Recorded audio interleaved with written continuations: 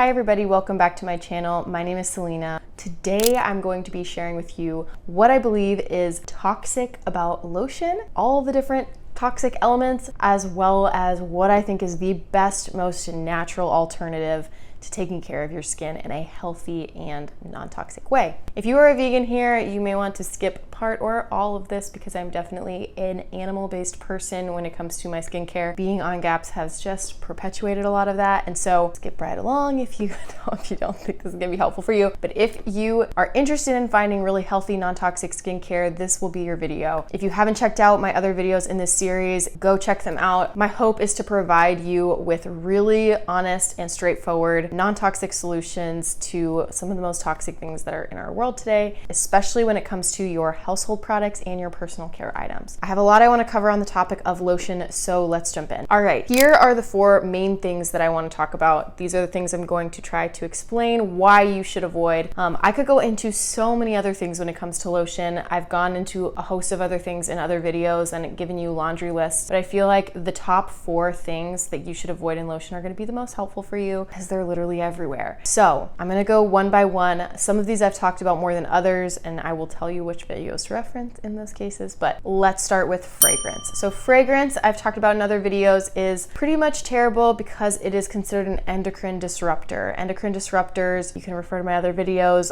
are essentially when substances mimic hormones in your body. They're just not good. You can see my other videos for that. Number two is called retinol palmitate. Retinol palmitate is basically a synthetic form of vitamin A. It is also a dangerous form of vitamin A, so dangerous that both Germany and Canada have restricted this item because of how toxic it is on your skin. And the most toxic way to use retinol palmitate is when you put it on your skin and then you are in direct sunlight. So that is when it has its most toxic effects, because essentially it causes the growth of cancerous tumors to speed up. It's ironic because people will put substances on their skins like sunscreens and things that actually have this retinol palmitate in it, but it ends up doing the opposite of what they're trying to do, which is prevent their skin from skin cancer, which I don't really think that's how you do it. But the irony is they end up actually causing it quicker. Another issue with this retinol palmitate is that because it is a synthetic form of vitamin A, it can cause vitamin A toxicity. Again, this is another irony because these kinds of products are supposed to help your hair, skin, and nails, but instead they actually can cause the reverse effects if they overload your body with this toxic vitamin A. Your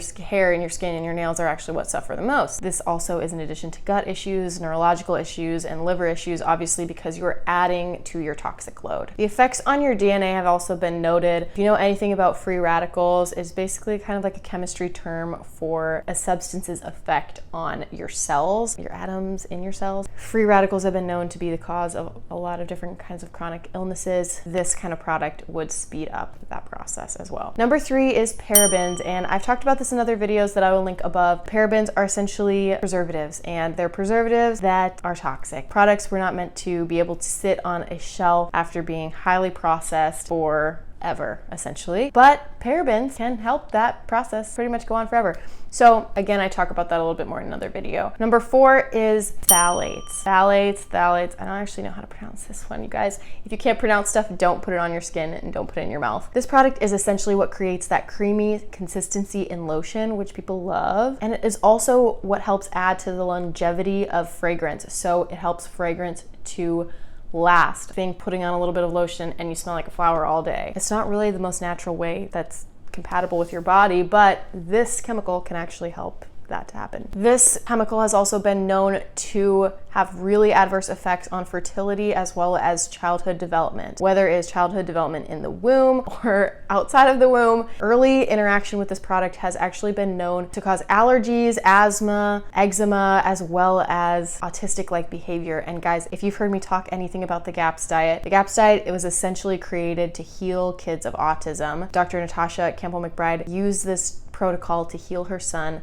of the toxicity that causes autism. And so it's kind of like the opposite of what we're going for here. Again, this product can pass the blood placenta barrier, which makes it extremely dangerous for people who are pregnant. It's also linked to obesity, insulin resistance, as well as early puberty in women. These kinds of chemicals really do interact harshly with our hormones. Got off the list. There is way more than what is just listed here that I could ever have any amount of time to talk about, but these are hopefully some keys to look out for of the most dangerous, most important things things and most common things you see in lotions today. A pro tip here is that if you are using a really popular kind of lotion, probably it's toxic. Unfortunately, the really popular kinds of lotions, they have a lot of money incentives and you end up getting some crappy kind of ingredients mixed in. This is also why I like to go back to the simplest form of lotion, the most basic, simple, most natural when it comes to lotion, because I'm trying to kind of weed through all of that marketing crap and I want to find the simplest, most biocompatible options, which leads me to my next point. What is the most natural option? The most natural option I have found is actually tallow.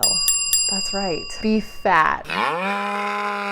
Every time I tell people that, they think I'm crazy, but tallow is known for so many beneficial properties for your skin as well as your hair. I use it in my shampoos that I make. And listen, I am fine with shea butter, coconut oil, high quality olive oil, castor oil, all of that, but I have honestly found that tallow works the best. And these other ones, you really do have to sift through whether they are hydrogenated, highly processed, pesticide ridden, like if they're inorganic, it's really hard because these are plant-based products, as well as moldy. Hint, hint to avocado oil. You guys, most avocado oil is really moldy. Those ones you gotta be really specific and try to sort through the weeds on that. It's definitely possible to find high quality versions of them. These plant-based oils, I definitely use them. But tallow I have found is the simplest, honestly most effective way to kind of channel all these nutrients. Another benefit I've noticed is that tallow does not just sit on top of your skin like a lot of plant-based oils do. I've tried using coconut oil and it kind of just sits there and makes me kind of greasy. Tallow actually absorbs into your skin. If you're using like a good amount of it, you're not using too much, it really will just kind of absorb into your skin, leaving you with soft skin and not kind of greasy skin. Another thing is that it actually nourishes your skin. It is very rich in nutrients, the actual healthy absorbable form of vitamin A, vitamin D, E, K, and B1, and it also reduces inflammation. Tallow contains this linoleic acid, which is what we'll put synthetic versions of in hosts of kinds of anti-aging skincare, and the reason is because linoleic acid actually helps to heal your skin. Very good for your skin. It also has a really good effect on scarring, acne, and all of that because it's actually feeding your skin as opposed to stripping it, which some skincare products will do. And it's not like burning it with chemicals to kind of create this beautiful effect. It's actually working from the inside out to heal it. So it's got the anti-aging, it's got the anti-inflammatory, it's very good for your skin. I will link my favorite small businesses below that sell tallow skincare products that are organic, grass-fed, natural. It is my favorite thing in the world. They use tallow base, but they actually will mix other kinds of things in it, and it is really great. And I promise you, it does not smell like a stinky cow, I promise. If you got anything valuable out of this video, please comment below. Hit that subscribe button for more nutritional and emotional healing content like this. It is my passion to walk alongside people as they heal and grow. It inspires me and hopefully brings encouragement to you. Thanks for watching.